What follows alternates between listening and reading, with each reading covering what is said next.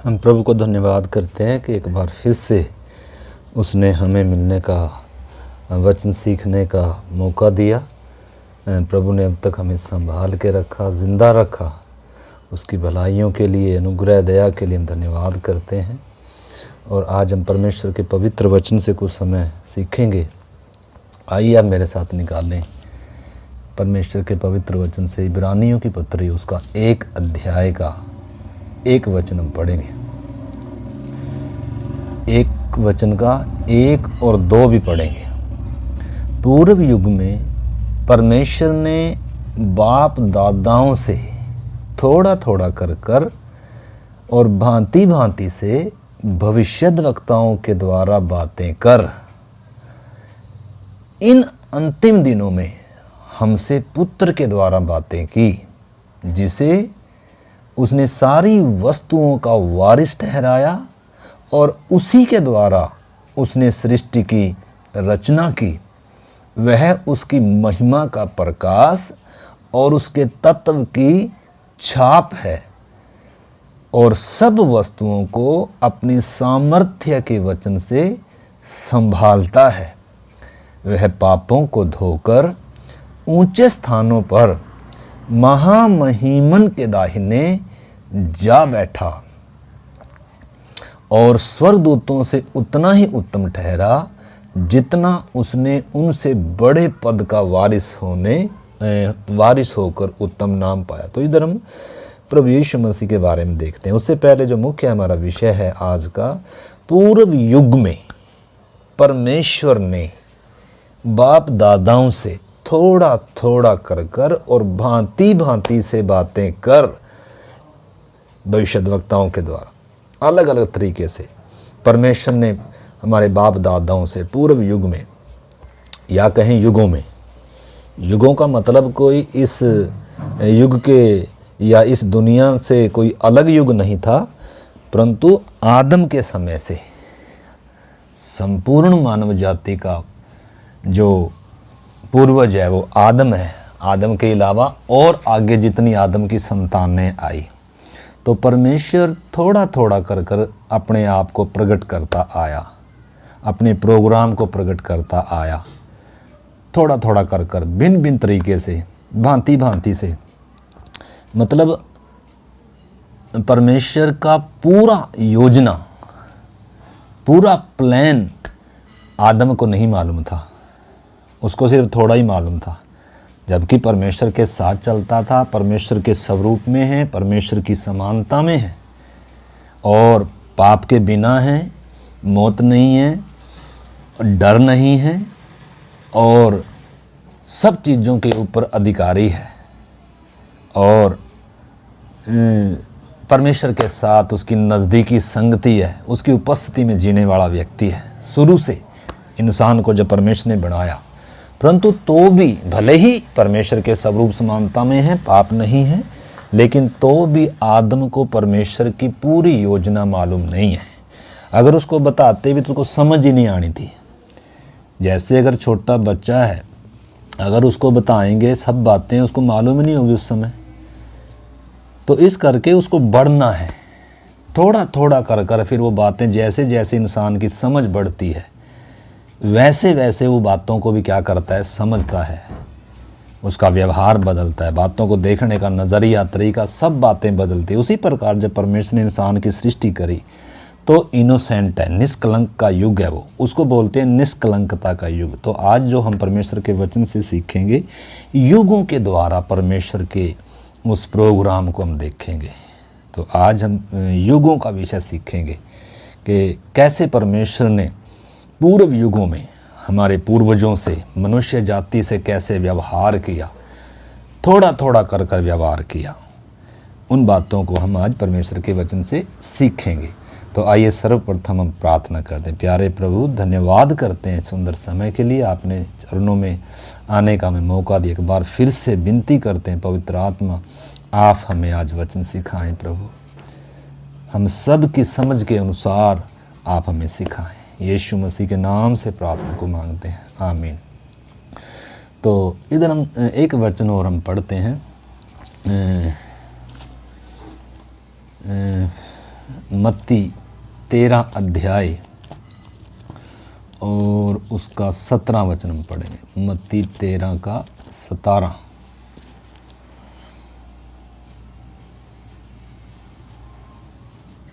सोलह 17 पढ़ेंगे। पर धन्य है तुम्हारी आंखें कि वे देखती हैं और तुम्हारे कान कि वे सुनते हैं, क्योंकि मैं तुमसे सच कहता हूँ कि बहुत से भविष्यद्वक्ताओं ने और धर्मियों ने चाहा कि जो बातें तुम देखते हो देखें पर न देखी, और जो बातें तुम सुनते हो सुने पर न सुनी। मतलब प्रभु यीशु क्या कह रहा है? कह रहा है धन्य है तुम्हारी आंखें जो देखती हैं और तुम्हारे कान जो सुनते हैं। क्यों? क्योंकि पूर्व युग में बहुत सारे धर्मियों ने, भविष्यद्वक्ताओं ने, परमेश्वर के साथ चलने वाले व्यक्तियों ने भी चाहा इन दिनों को देखना, परंतु उन बातों को देख नहीं सके, क्योंकि परमेश्वर ने शुरू से उत्पत्ति में ही बोल दिया था कि स्त्री का वंश आएगा, शैतान के सिर को कुचलेगा।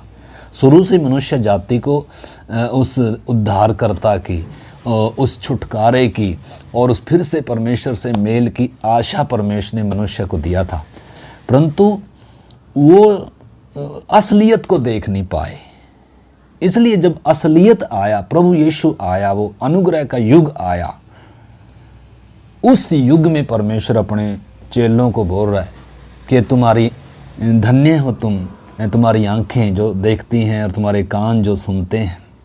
मतलब इस समय जब अनुग्रह का युग और जब प्रभु यीशु आया, मतलब ये जो समय है या ये जो अनुग्रह का युग है, ये बहुत महत्वपूर्ण है, जिसमें परमेश्वर ने क्या किया है। जैसे हमने उसमें पढ़ा कि पूर्व युग में परमेश्वर ने थोड़ा थोड़ा कर कर बताया, परंतु अंतिम दिनों में उसने अपने पुत्र के द्वारा जगत से क्या करी है? बातें करी हैं। तो मतलब परमेश्वर ने अपने आप को पूरा क्या करके दिया है? प्रकट कर दिया है, अपनी योजना को, अपने उद्देश्य को, कि इंसान को क्यों बनाया, संसार को क्यों बनाया, आकाश को क्यों बनाया, पृथ्वी को क्यों बनाया। तो वो सारी बातें, शैतान को क्यों बनाया, भले और बुरे के वृक्ष को क्यों बनाया, वो क्यों बीच में लगाया, ये सारी बातों का जो भेद था आदम को उस समय मालूम नहीं है, लेकिन आज इस वर्तमान युग में, प्रभु यीशु मसीह के युग में, अनुग्रह के युग में परमेश्वर ने हमारे ऊपर वो बातें प्रकट की। और क्या कह रहा है? धन्य हो तुम। तो इस करके हमने समझना है परमेश्वर के उस स्वभाव को। तो सबसे पहले तो हम देखते हैं कि परमेश्वर युगान युगान का परमेश्वर है, युग युग तक वो कभी बदलता नहीं। परमेश्वर तो एक ही है, और वो जो परमेश्वर अनंतकालीन है, उसके प्रोग्राम भी सारे अनंतकालीन के उद्देश्य से ही उसने सब कुछ को बनाया है।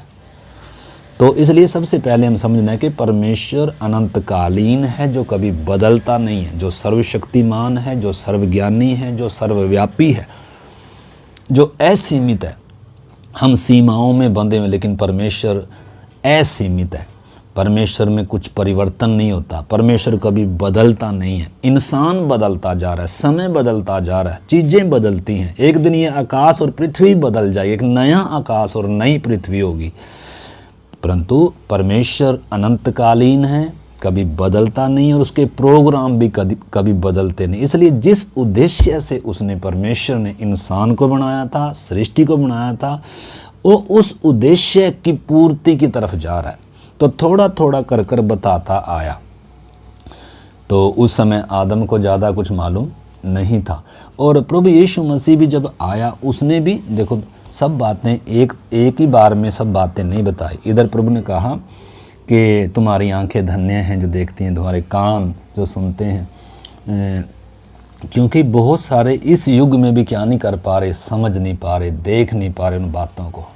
भले ही अनुग्रह का युग है, परंतु इसमें अगर हम देखेंगे, इसमें इसी में 13 अध्याय का अगर हम 10 से पढ़ें, उसमें लिखा है, चेलों के पास आकर उसने कहा, तुम लोग चेलों ने पास आकर उससे कहा, तू लोगों से दृष्टांतों में बातें क्यों करता है? यीशु ने उत्तर दिया, तुमको स्वर्ग के राज्य के भेदों की समझ दी गई है, पर उनको नहीं, यानी कि सबको नहीं है। जिनको परमेश्वर ने चुना है, जिनके ऊपर परमेश्वर का अनुग्रह हुआ,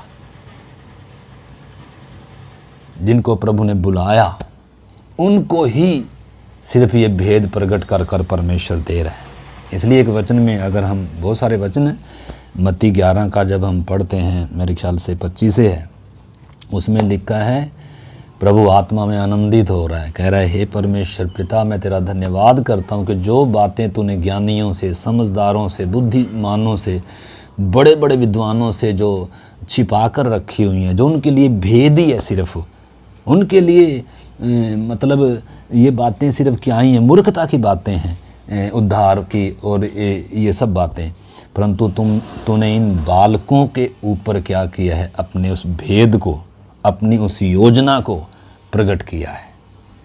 ऐसी बहुत सारे वचन हैं। यहाँ भी प्रभु कह रहा है कि लोगों को दृष्टांतों में बताया जा रहा है, परंतु तुम्हें क्या दी गई है, परमेश्वर के राज्य के भेदों की समझ दी गई है। और आगे कह रहा है,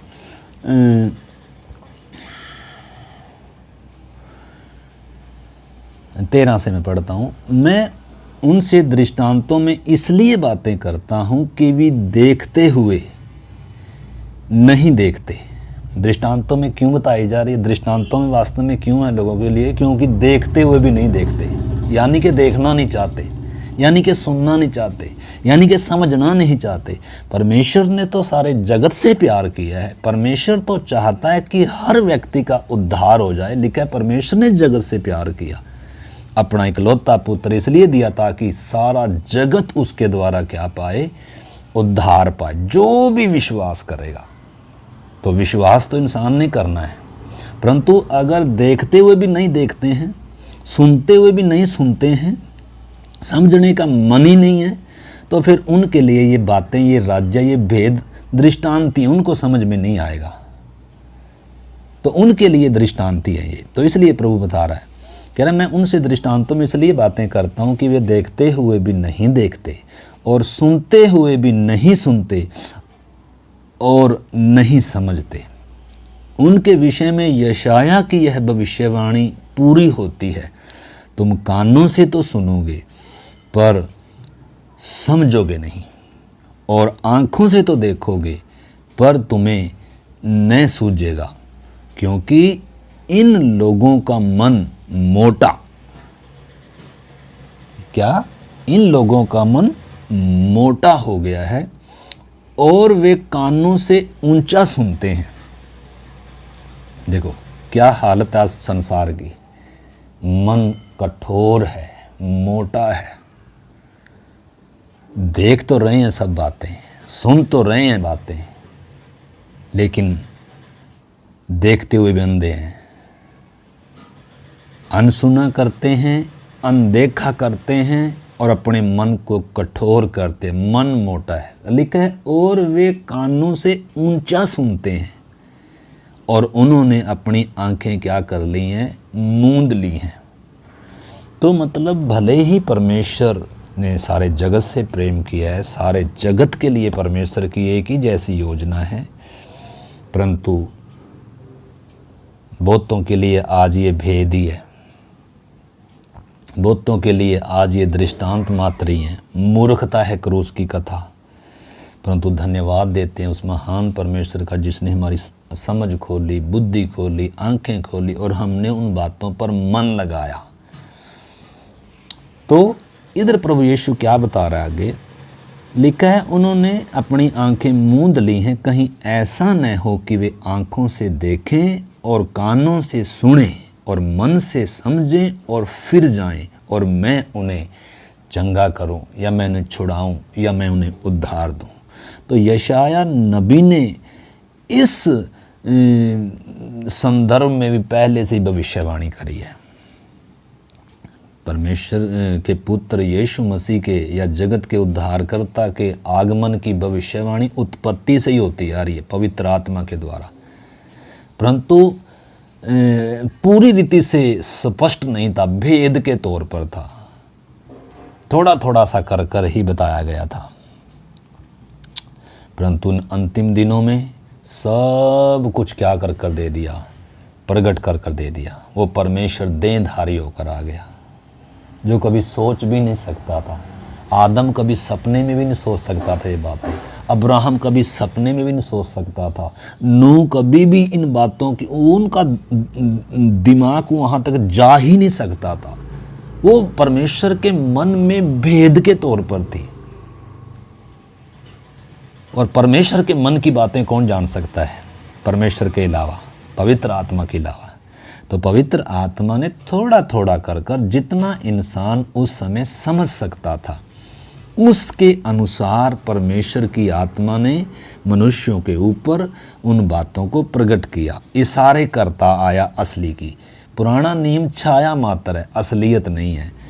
तो इस करके प्रभु यीशु आगे कह रहा है कि धन्य हैं तुम्हारी आँखें, धन्य हैं तुम्हारे कान, और धन्य हो तुम जिनको प्रभु ने चुनकर अपने निकट आने का क्या दिया, सौभाग्य दिया, और आपके ऊपर अपने आप को क्या कर कर दिया, प्रकट कर कर दिया। तो इस करके हम इन बातों को समझना है। यीशु मसीह ने अपने चेलों के ऊपर भी सारी बातें प्रकट नहीं कर कर दी। अगर आप इसका यूहन्ना 16 अध्याय में निकाल लेंगे, यूहन्ना 16 अध्याय और उसका 12 वचन,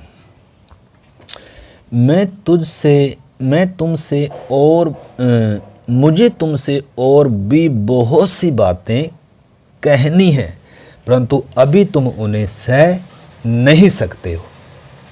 परंतु जब वह अर्थात सत्य का आत्मा आएगा तो तुम्हें सब बात सत्य का मार्ग बताएगा, क्योंकि वह अपनी ओर से नहीं कहेगा, परंतु जो कुछ सुनेगा वही कहेगा, और आने वाली बातें भी तुम्हें बताएगा। वह मेरी महिमा करेगा, क्योंकि वह मेरी बातों में से लेकर तुम्हें बताएगा। तो प्रभु यीशु क्या कह रहा है इधर, मुझे तुमसे बहुत सारी बातें कहनी है, परंतु तुम अभी उनको क्या नहीं कर सकते हो, समझ नहीं सकते हो और सह भी नहीं सकते हो। बहुत सारे वचन है, मैं सब में नहीं जा रहा। तो पवित्र आत्मा क्या करेगा, उन बातों को प्रकट करेगा या बताएगा या तुम्हारी अगुवाई करेगा। और हम देख भी सकते हैं कि यीशु मसीह जब तक था धरती पर, जब तक क्रूस पर मरा नहीं और मुर्दों में से जी उठकर स्वर्ग में नहीं गया, तब तक चेलों को बहुत सारी बातें बताने पर भी क्या नहीं आ रही थी, समझ में नहीं आ रही थी। परंतु जब अनुग्रह का युग आया, पवित्र आत्मा ने उन सब बातों को जो प्रभु ने कही थी, वास्तव में वो आत्मिक बातों को सबको एक एक बात चेलों को स्मरण कराई, याद कराई, भेद खोल कर दी। और तब वास्तव में चेलों को समझ में आया ये भेद क्या है वास्तव में। तो चेलों के साथ 3.5 साल तक प्रभु यीशु रहे, बहुत कुछ समझाया, दृष्टांत ले लेकर समझाया, परंतु तो भी उनको सब बातें समझ में नहीं आई, क्योंकि पवित्र आत्मा ने उन बातों को सिखाना है। हम सबको भी, आज हम सबको भी परमेश्वर ने, पवित्र आत्मा ने हमारे ऊपर उन भेद को प्रकट कर कर देना है। परमेश्वर ने अपनी आत्मा के द्वारा उन भेदों को प्रकट किया है। अगर हम 1 कुरिन्थियों में उसमें पढ़ते हैं 2 अध्याय में, हम थोड़ा सा पढ़ लेते हैं 1 कुरिन्थी 2 अध्याय।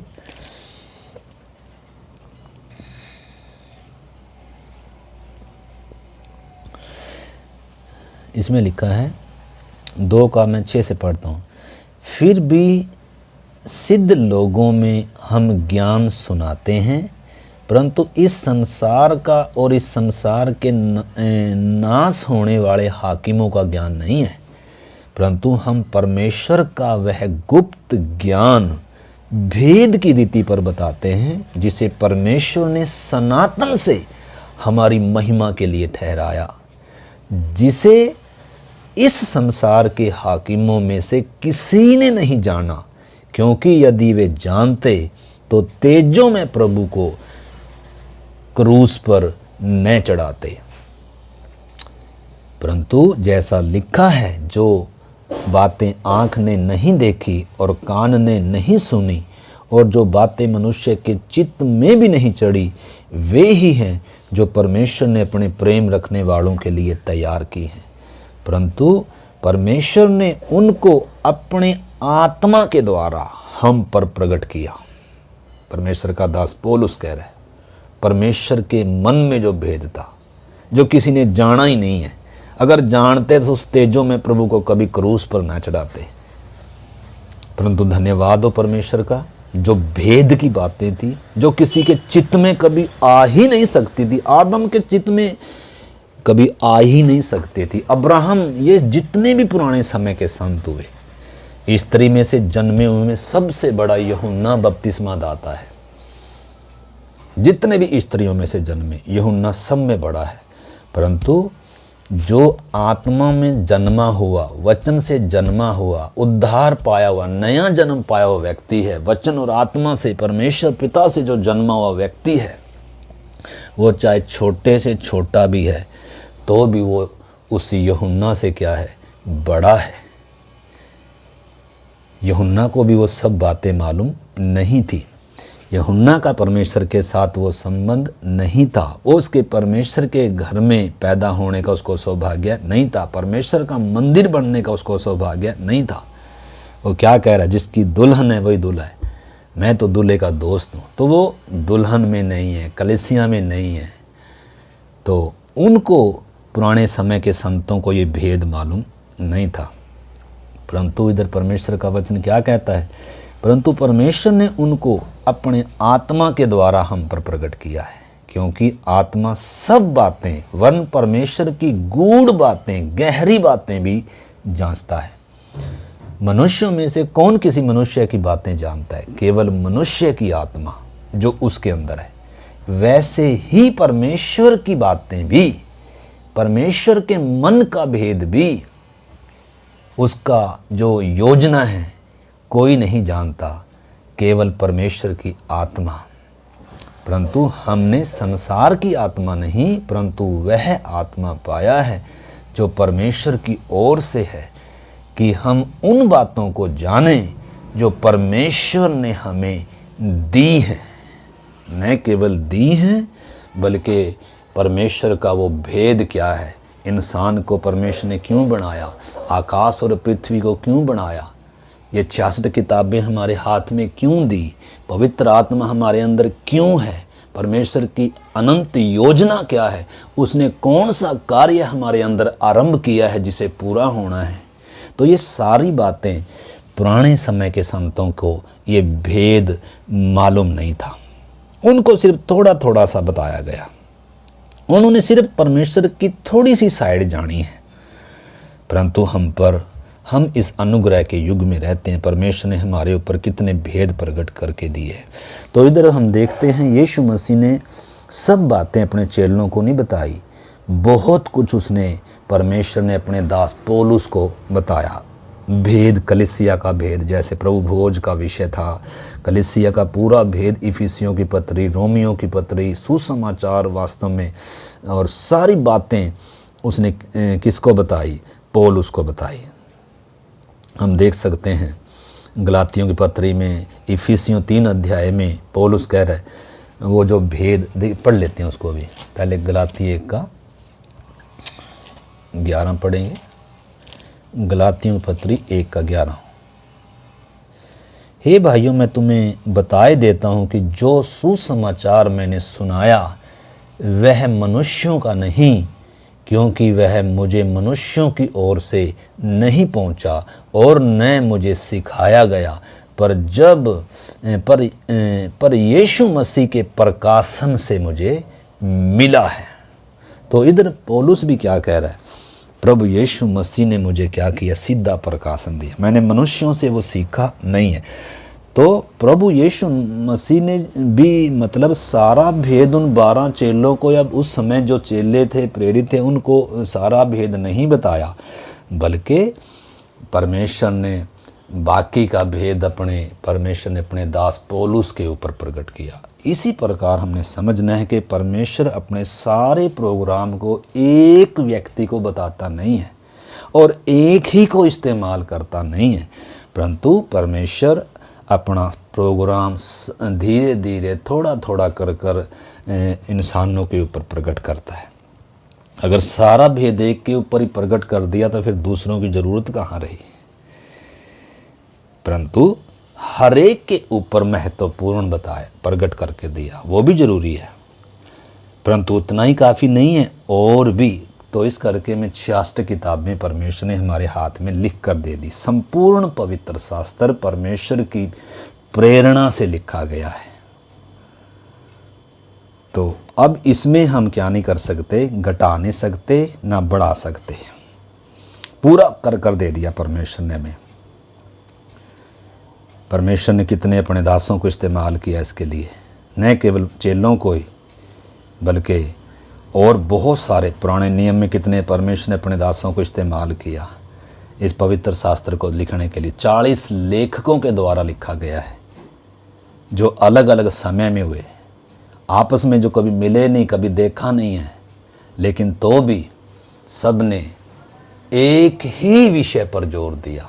इसका मुख्य विषय यीशु मसीह है, इसका उद्देश्य मनुष्य का उद्धार है, और एक ही उस महान परमेश्वर के विषय में और परमेश्वर की उस योजना की ओर इशारा करते हुए सब ने लिखा है।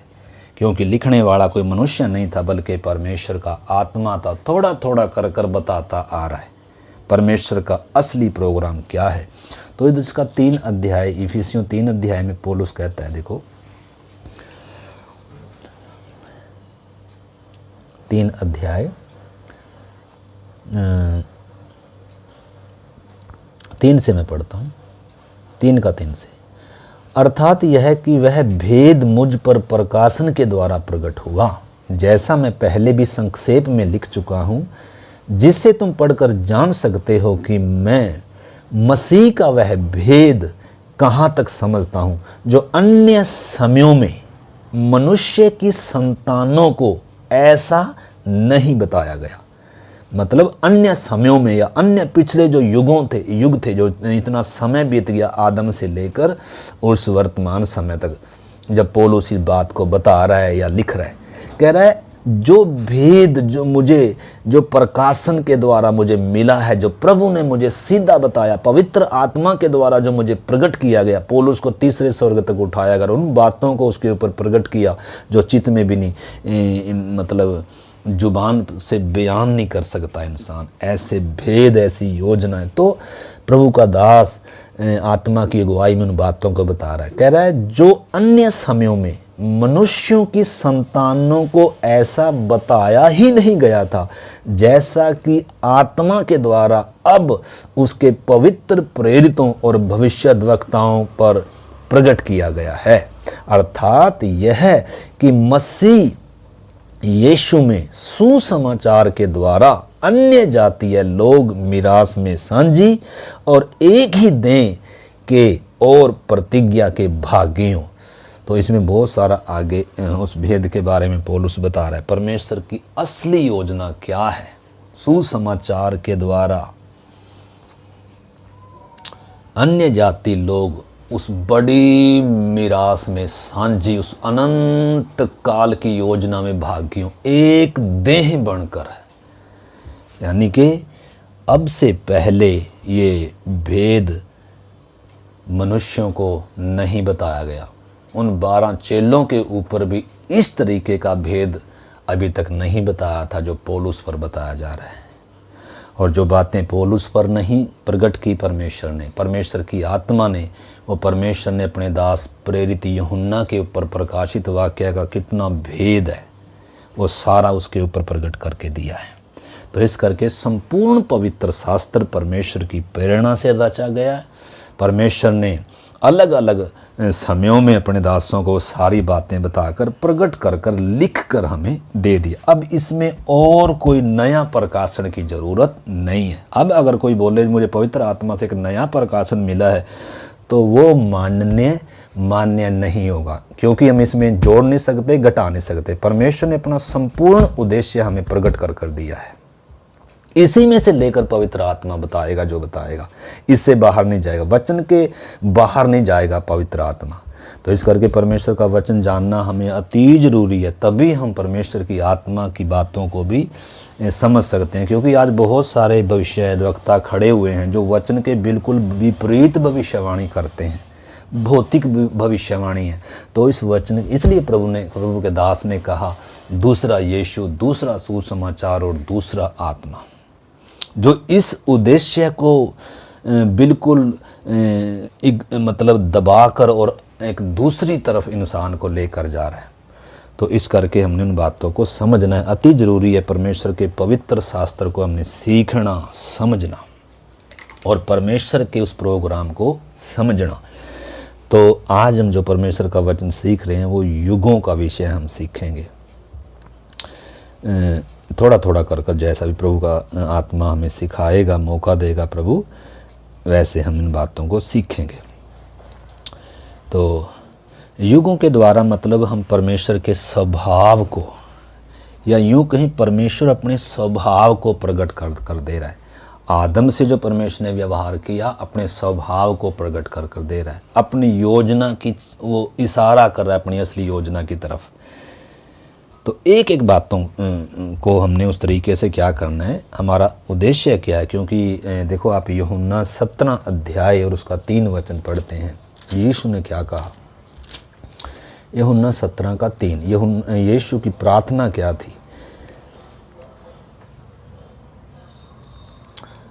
यीशु ने ये बातें कही और अपनी आंखें आकाश की ओर उठाकर कहा, हे पिता, वह घड़ी आ पहुंची है कि अपने पुत्र की महिमा कर, कि पुत्र भी तेरी महिमा करे, क्योंकि तूने उसको सब प्राणियों पर अधिकार दिया है कि जिन्हें तूने उसको दिया उन सब को वह अनंत जीवन दे।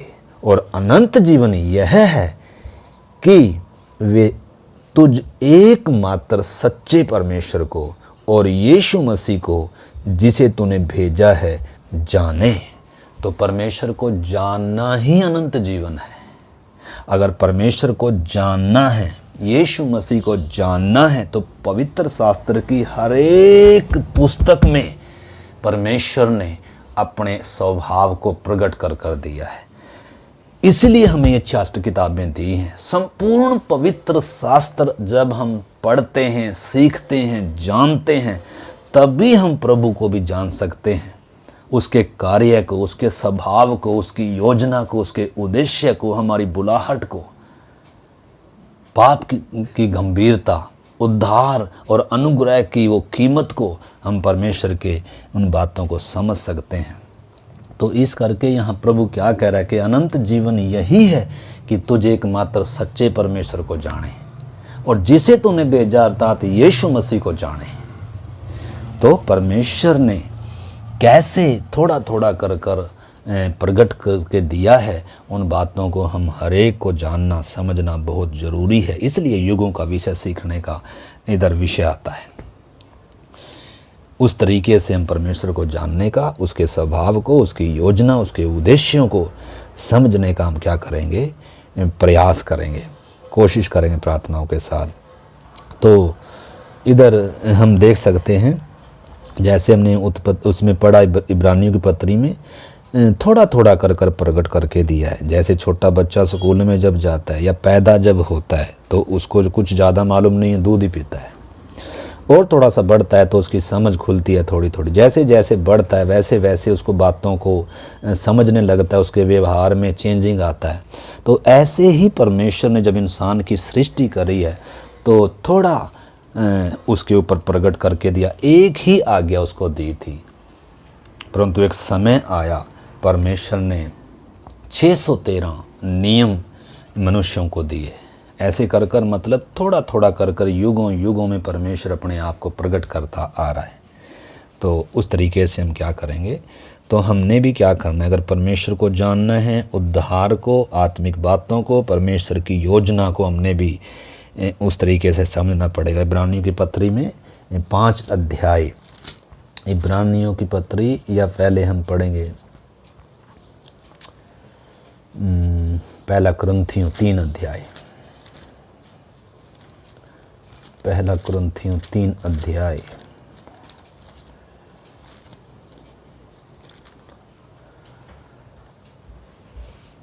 हे भाइयों, मैं तुमसे इस रीति से बातें न कर सका जैसे आत्मिक लोगों से, परंतु जैसे शारीरिक लोगों से, और उनसे जो मसीह में बालक हैं।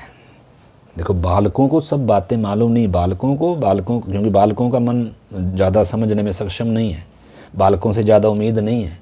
बालकों को कितना भी रट्टा लगाओ, कितना भी समझाने का प्रयास करो, वो कभी समझेंगे नहीं, क्योंकि उनकी समझ सीमित है।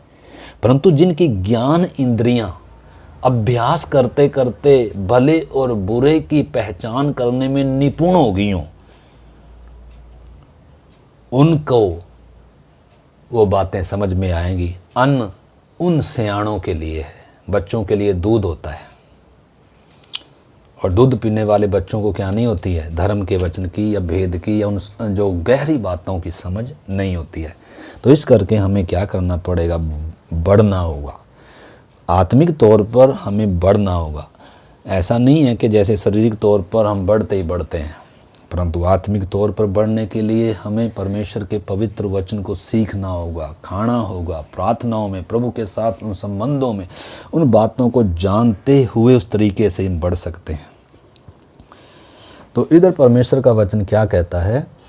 कहता है, पौलुस कहता है, मैं तुमसे ऐसे बातें न कर सका जैसे बड़े लोगों से की जाती है, आत्मिक लोगों से की जाती है, परंतु मैंने तुमसे इस तरीके से बातें करी जैसे बालकों से या शारीरिक लोगों से बातें की जाती हैं। आत्मिक बातें जो क्या नहीं कर सकते, समझ नहीं सकते। और क्या कह रहा है? मैंने तुम्हें दूध पिलाया, अन्न न खिलाया, क्योंकि तुम उसको नहीं खा सकते। मतलब दूध पिला रहे हैं, और अभी भी क्या नहीं कर सकते? अन्न को खा नहीं सकते। आगे लिखा है, क्योंकि तुम उसको खा नहीं सकते, वरन अब तक भी नहीं खा सकते हो, क्योंकि अब तक शारीरिक हो। मतलब शारीरिक व्यक्ति आत्मिक बातें नहीं समझ सकता, या छोटा बच्चा बड़ी बातों को, आत्मिक बातों को नहीं समझ सकता। पहली क्लास का बच्चा बीए की बातें नहीं समझ सकता है, उसको एक एक कर कर स्टेप बाय स्टेप बढ़ना होगा,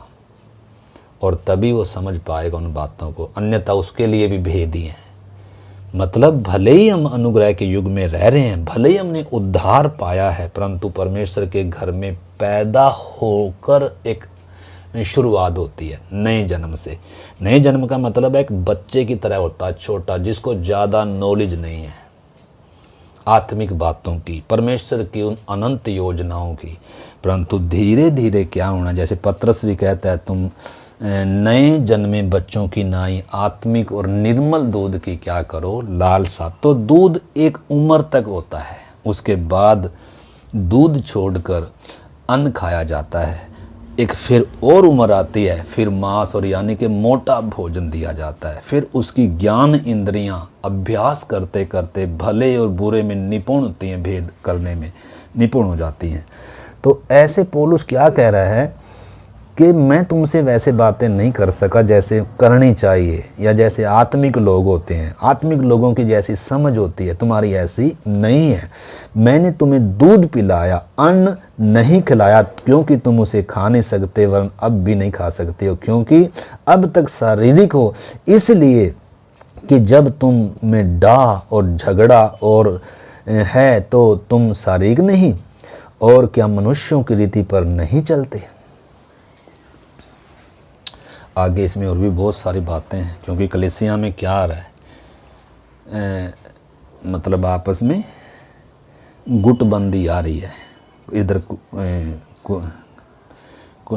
कुरिन्थियों की कलीसिया में उद्धार पाए लोग हैं, लेकिन तो भी शारीरिक लोगों के समान है, बालकों के समान है। जैसे बच्चे छोटी छोटी बातों पर क्या कर, जिनको समझ नहीं होती कुछ, यानी कि भले ही हम अनुग्रह के युग में पैदा हुए हैं, उद्धार पाया, तो भी हम उन बातों को तभी समझ पाएंगे, उस परमेश्वर की योजना को और उसका हिस्सा तभी बन पाएंगे, उन अधिकारों को तभी हासिल कर पाएंगे। जैसे अगर वोट का अधिकार हमें मिलना है सरकार चुनने का, तो शारीरिक तौर पर हमें 18 साल की उम्र होनी ज़रूरी है।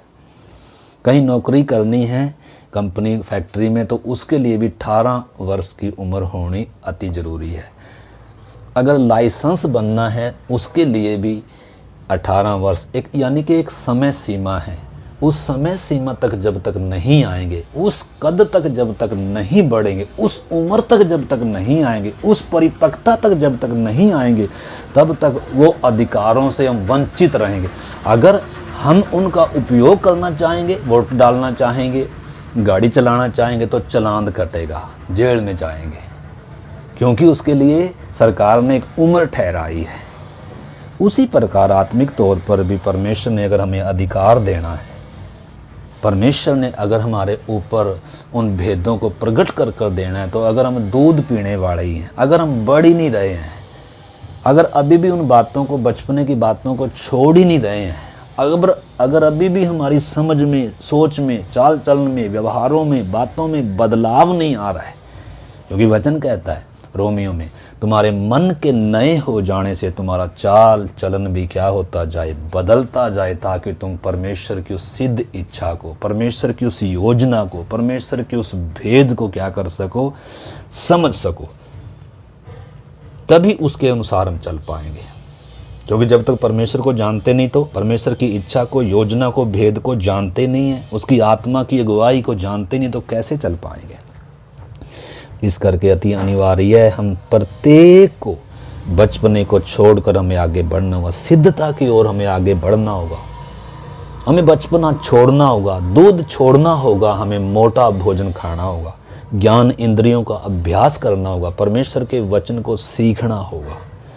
बिना परमेश्वर के वचन को सीखे, बिना परमेश्वर के वचन को खाए, बिना प्रार्थना के जीवन, बिना प्रभु के वचन के और मन लगाए, हम कभी भी आत्मा में बढ़ नहीं सकते हैं।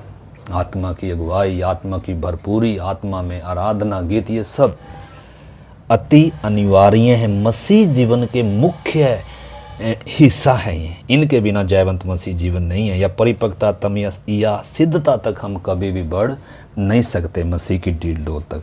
तो हमारे अंदर वो बातें आना अति ज़रूरी है, बचपना छोड़ना होगा। तो इधर हम परमेश्वर के वचन से सीखते हैं। तो युगों का जो हम विषय सीख रहे हैं, सबसे पहले हम देखते हैं आदम के बारे में। आदम के पास परमेश्वर दिन के ठंडे समय में ही आता है और उसको सारा प्रोग्राम नहीं बताया, और बताएंगे भी तो उसको समझ भी नहीं आएगा। इस करके उसको सिर्फ इतना ही बताया, इस तरीका वंश आएगा, शैतान के सिर को कुचलेगा, बस इतना ही बताया है। और उधर क्या लगा कर दे दिया, जीवन के वृक्ष के पास करूबों का पहरा लगा दिया, अदेन की वाटिका का द्वार क्या कर दिया, बंद कर दिया। वो सब भविष्य की ओर इशारा कर रही थी बातें, मसीहा की ओर, उद्धार की ओर। पाप कितना भयानक है, पाप की मजदूरी मौत है। अब पापी इंसान पवित्र परमेश्वर के पास या उस जीवन के वृक्ष के पास आ नहीं सकता है कर कर। तो वो सारी बातें परमेश्वर उसको प्रकट कर, यानी कि आदम बहुत कुछ सीख कर निकला है। पाप की भयानकता, पाप के लिए बलिदान अति जरूरी है। प्रभु के पास यूं ही आ नहीं सकते, इसलिए अपने बच्चों को उसने सिखाया, हाबिल और कैन बलि लेकर आ रहे हैं, अपने आप को पापी होने को स्वीकार कर रहे हैं। तो मतलब आदम ने बहुत कुछ सीखा है, लेकिन सारा कुछ सीखा नहीं है, समझ भी नहीं पाएगा। तो उसको सिर्फ थोड़ा ही बताया। और उसके बाद हम देखते हैं हनोक, भले ही 300 साल परमेश्वर के साथ साथ चलता रहा, भले ही उसने बहुत सारी भविष्यवाणी भी करी, यीशु मसीह के बारे में भी कहा कि यहूदा में जैसे भविष्यवाणी है, प्रभु अपने लाखों संतों के साथ आया ताकि जगत का न्याय करे। यीशु के दूसरे आगमन के बारे में बताया, जब यीशु संतों के साथ 1000 साल का राज्य स्थापित करने और जगत का न्याय करने आएगा, उसके बारे में भी उसने बताया है। लेकिन उसको बस पवित्र आत्मा ने उसको इस्तेमाल किया उन बातों को बताने के लिए, लेकिन उसको शायद उन बातों का भेद कुछ भी मालूम नहीं था। ये कैसे होगा, ये कब होगा, ये क्या, मतलब उसके लिए वो भेद ही था। भले भविष्यवाणी करने का मतलब ये नहीं उनको वो सारी बातें मालूम होगी, परंतु पवित्र आत्मा उभारता था। उस समय वो बहुत सारी बातों को जानते भी नहीं थे कि ये जो भविष्यवाणी है पवित्र आत्मा के द्वारा हुआ है, ये इसका अर्थ भी नहीं समझते थे वो। इसलिए उसको दानियल को भी परमेश्वर ने कहा, भाई ये तेरे समझ में नहीं आएंगी, अपने समय पर ही पूरी होंगी, और तू क्या कर, तो इसको मोहर बंद कर दे और तू अपने लोगों में जाकर विश्राम करेगा, परंतु ये भविष्यवाणी अपने समय पर पूरी होंगी। तो पतरस में भी लिखा है, संत जन पवित्र आत्मा के द्वारा उभारे जाकर बोलते थे, हालांकि उनको वो मालूम नहीं था ये बातें कैसे होंगी, कब होंगी, उनका भेद क्या है, परंतु तो भी भविष्यवाणी करते थे। तो हनोक ने भी भविष्यवाणी किया है, और इसके साथ साथ हनोक तीसरे मतलब जीवित स्वर्ग में उठाया गया, उसने मृत्यु को नहीं देखा। यानी कि उसने क्या भी बताया कि मतलब कलीसिया उठाई जाएगी, या जो परमेश्वर के साथ चलने वाले लोग हैं जीवित उठा, उसकी भी वो क्या कर रहा है, उसकी ओर भी इशारा हो रहा है। मनुष्य जाति को वो एक आस है कि जो परमेश्वर के साथ चलेंगे वो जीवित उठा लिए जाएंगे, लेकिन उनको ये सारे भेद मालूम नहीं था ये कैसे होगा। यीशु मसीह बादलों पर आकर अपनी कलीसिया को, संतों को लेकर जाएगा, मुर्दे जी उठेंगे अविनाशी दशा में, और हम सब बदल जाएंगे जो जीवित मसीह में विश्वास करने वाले हैं। इन बातों को वो जानते नहीं थे, परंतु थोड़ा थोड़ा ही कर कर उनके ऊपर बताया। तो हमारा आदम से कितना ऊंचा सौभाग्य है, हनोक से, सेत से, इन पुराने नियम के जितने भी संत हैं इनसे कितना ऊंचा सौभाग्य हमारा है। हमें प्रभु क्या करे, धन्य हो तुम जो देखते हो, धन्य हो तुम जो सुनते हो। आनंदित हो रहा है प्रभु, हे बाप तेरा धन्यवाद जो तूने बड़े बड़े ज्ञानियों, जीवियों से और तमाम जो दुनिया के गुरु ज्ञानी उनसे वो छुपा कर रखे हुए हैं, भेद ही है उनके लिए वो, लेकिन इन बालकों पर क्या किया है, प्रकट किया है। तो इस करके उन बातों को हमने समझना है। उसके बाद हम देखते हैं नूह ने सारे संसार को दोषी ठहराया और परमेश्वर पर विश्वास किया, और नूह एक धर्मी पुरुष था, खरा था अपने समय के लोगों में, बहुत कुछ खूबियां हम उसमें देख सकते हैं।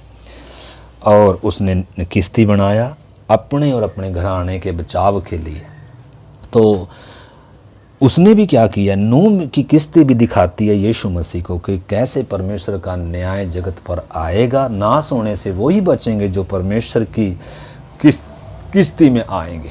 ऐसे यीशु मसीह को दर्शाती है वो किस्ती। जो कोई यीशु मसीह पर विश्वास करेगा, जो कोई मसीह में होगा, उसके ऊपर दंड की आज्ञा नहीं होगी। वो सब थोड़ा थोड़ा कर कर, उसको यीशु मसीह के बारे में कुछ मालूम नहीं था, जगत के अंत में ये सब बातें होगी, उसको कुछ मालूम नहीं था कि मेरे विषय में बातें कही जाएगी, ये भविष्य में आने वाले समय में इस किस्ती का उदाहरण क्या होगा, उसको कुछ मालूम नहीं था। हमें नूह से भी कितना ऊंचा सौभाग्य मिला है। उसके बाद हम देखते हैं अब्राहम परमेश्वर का मित्र कहलाया, विश्वासियों का पिता कहलाया जाता है, और वो भी उस स्थिर नेह वाले नगर की बाट जोता था। परमेश्वर पर उसने विश्वास करके धार्मिकता प्राप्त की, प्रतिज्ञाओं का वारिस बना और विश्वासियों का पिता कहलाया और जगत के लिए आशीष का कारण बना। लेकिन तो भी अब्राहम उन सब बातों को जो आज परमेश्वर ने अपने दासों पर प्रकट किया, अपने लोगों पर वो भेद प्रकट किया, उसका वो हिस्सा नहीं था। उसके ऊपर वो बातें प्रकट थोड़ा थोड़ा ही सिर्फ उनको बताया। तो जो जितना आदम को बताया उससे और थोड़ा हनोक को और भी थोड़ा ज़्यादा बताया, फिर नूह को और भी थोड़ा ज़्यादा बताया, फिर अब्राहम को और थोड़ा सा मिलाकर और कुछ बातें बताई। इसलिए वो उस स्थिर नेह वाले नगर की बाट जो था उसको मालूम चल गया थोड़ा बहुत परमेश्वर के साथ चलते चलते कि परमेश्वर की योजना सिर्फ ये धरती है, ये सब नहीं है, बल्कि एक स्थिर नेह वाला कोई नगर है। तो परमेश्वर अपने मित्रों पर उन बातों को प्रकट करता है। परमेश्वर के जो मन के अनुसार के व्यक्ति हों। तो उसके बाद हम मूसा को देख सकते हैं। मूसा भी परमेश्वर का दास कहलाया, जिसने परमेश्वर की महिमा को पृथ्वी पर लाया, परमेश्वर से आमने सामने बातें किया, इज़राइल को मिस्र की गुलामी से छुड़ा। बहुत कुछ हम देख सकते हैं परमेश्वर से जो आमने सामने बात करता था। मूसा के पास सिर्फ कितनी थी? 5 किताबें थी। मूसा के ऊपर परमेश्वर ने अपने आप को सारा प्रकट कर कर नहीं दिया, लेकिन थोड़ा थोड़ा ही प्रकट कर कर दिया, परंतु हमारे जितना नहीं। तो इस करके उन बातों को भी हमने समझना है। फिर हम देखते हैं यहोशू है। यहोशू इज़राइलियों को कनान में लेकर गया और बंटवारा कर कर सबको कनान देश बांट कर दिया। उसके ऊपर भी सारा प्रकट नहीं किया। फिर हम देखते हैं दाऊद है। दाऊद पर भी बहुत कुछ परमेश्वर ने प्रकट कर कर दिया। परमेश्वर के मन के अनुसार का व्यक्ति था, परंतु उसके पास भी पूरी बाइबल नहीं थी, संपूर्ण पवित्र शास्त्र उसके पास नहीं था, सारी बातें उसको मालूम नहीं थी, वो भेद उसको मालूम नहीं था। हालांकि यीशु मसीह के बारे में बहुत सारी भविष्यवाणी करी है, उसके क्रूस की, मृत्यु की, वो बहुत सारी बातें, परंतु तो भी दाऊद को हमारे जितना सौभाग्य नहीं था। दाऊद सिर्फ ड्योढ़ी पर कहता है, परमेश्वर मुझे और कहीं के 1000 दिनों से उत्तम है एक दिन तेरी ड्योढ़ी पर खड़ा रहना मुझे उत्तम लगता है। मतलब वो सिर्फ दरवाजे तक आ सका, लेकिन मंदिर में कभी प्रवेश नहीं कर सकता। परमेश्वर की उपस्थिति में, परमेश्वर की निकटता में, उस संबंध में वो कभी आ नहीं सका, क्योंकि ये अनुग्रह के युग में संभव हुआ। वो दीवार गिरी, पापों का प्रायश्चित किया गया और यीशु मसीह के द्वारा पापी का परमेश्वर से मेल हुआ। न केवल मेल हुआ बल्कि आत्मा के द्वारा जन्म पाने का, परमेश्वर की संतान होने का हक मिला है। तो उनके लिए ये सब भेद की बातें थी। और उसके बाद एजरा है और बहुत सारे पुराने समय के संत हुए, नबी हुए, भविष्यद्वक्ता हुए, राजा हुए, और परमेश्वर का कोई दोस्त था, कोई दास था, कोई उसके मन के अनुसार का व्यक्ति था, कोई परमेश्वर के 7 साल चला, 300 साल उठा लिए सबको, लेकिन तो भी उनके ऊपर थोड़ा थोड़ा ही प्रकट कर कर दिया था परमेश्वर ने, क्योंकि वो सब बातें सीख नहीं सकते थे। अब यूहन्ना बपतिस्मा दाता स्त्रियों में से जन्मे हुए सबसे बड़ा है ये, परंतु जो आत्मा से जन्मे हुए में छोटे से छोटा है, वो यूहन्ना से भी बड़ी पदवी उसकी है, बड़ा सौभाग्य उसका है। तो यूहन्ना के पास भी कितनी किताबें थी? उसके पास 39 किताबें थी, या पुराना नियम ही था, सिर्फ छाया थी जो, जिनमें पूरा प्रकट नहीं कर कर दिया, सिर्फ इशारा था असलियत के लिए। परंतु हमारे पास क्या है? हमारे पास 39 किताबें नहीं बल्कि 66 किताबें हैं। परमेश्वर ने अपने पूरे प्रोग्राम को हम पर प्रकट करके दिया। और यूहन्ना बपतिस्मा दाता के बाद हम देखते हैं 12 चेले, और कलीसिया के पास भी क्या नहीं थी, उनके पास पुराना नियम था और कुछ क्या थी, 1-2 पत्री जैसे जैसे लिखते गए उनको मिलती थी। मतलब उनके पास भी संपूर्ण पवित्र शास्त्र नहीं था। लेकिन कितने सालों बाद, अगर मैं गलत नहीं हूँ तो शायद मैं मिस्टेक हूँ, मेरे ख्याल में 1600 में, या मैं देखकर बताऊँगा, संपूर्ण पवित्र शास्त्र क्या किया गया, उसका अनुवाद कर कर छाप दिया गया। अब हमें क्या मिला है? खुलकर ये पूरा संपूर्ण पवित्र शास्त्र मिला है, जिसमें हम परमेश्वर की पूर्ण योजना को क्या कर सकते हैं, समझ सकते हैं। और पवित्र आत्मा सिखाने के लिए हमारे अंदर है। परमेश्वर ने कलीसिया में सिद्ध करने के लिए पवित्र आत्मा दिया है, वचन दिया है, और सिखाने के लिए अपने दासों को भी दिया, और तमाम विश्वासी कलीसिया एक झुंड के तौर पर हमें झुंड दिया और हमें उसका अंग बनाया, हिस्सा बनाया, सदस्य बनाया, ताकि हम उस सिद्धता तक बढ़ सकें। परंतु उन संतों के पास पूरा नहीं था, तो भी उनका जो समर्पण था, तो भी उनका जो प्रभु के लिए प्रेम था, तो भी जो उनका संसार के प्रति त्याग था, और जो प्रभु के लिए उन्होंने जो कार्य किया, उनके मुकाबले अगर हम देखें हमारा जीवन कैसा है। तो इस करके हम आने वाले दिनों में परमेश्वर की इच्छा है तो इन बातों को थोड़ा थोड़ा कर हम सीखेंगे कि पहले युग में जो निष्कलंकता का युग था उसमें परमेश्वर की मनुष्य इंसान की दशा क्या थी, और उसमें हम देखेंगे परमेश्वर के वचन से कि सबसे पहले मनुष्य की हालत क्या है, मनुष्य की जिम्मेदारी क्या थी, और मनुष्य पराजित कैसे हो गया, और परमेश्वर का न्याय कैसे आया।